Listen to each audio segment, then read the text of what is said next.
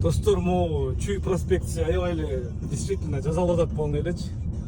Могу жакта мурун илгерки Советтер Союзунда алган изгороддордун баары алынып, газондор тигилип, могу фонарьлар которулуп, мындай кооз кенен болуп баратат да. Могул жактар, бет жактар көрдүңөр уже бул жак жашыл болду кеше азыр. Бактар уже жашылданып баштады. Болбогону бир жума мурун эле топурак болчу могул жерчи.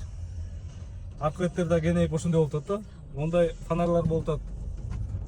Негизи сонун бүт мындай кооз көрүнүп атат аябайчы. Могу шаар боюнча бүт эле жанагындай ушундай топурак болгон жерлер, ушундай жерлер газон эгип койсо, тигип койсо сонун болуп туруп.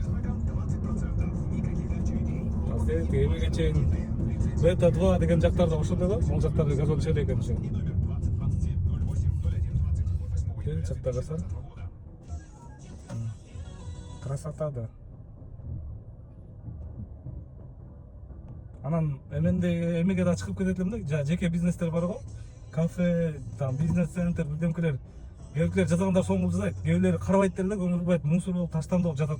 Ошолор да өздөрү эле мындай мэриянын күтпөй эле ушундай нерселер жасап койсо, вообще сонун болмок да негизичи. Сонун да мондойчу.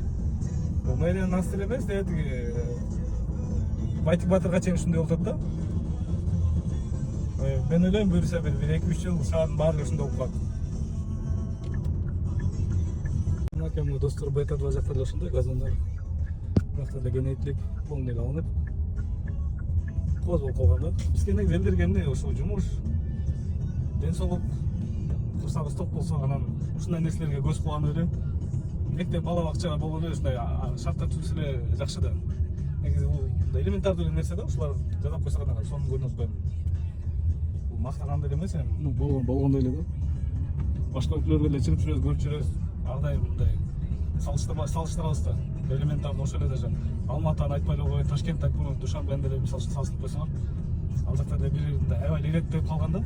Бир типтеги автобустар, таксилер бир типте мындай. Бизде каалаган эле кылып аткандай эмес да.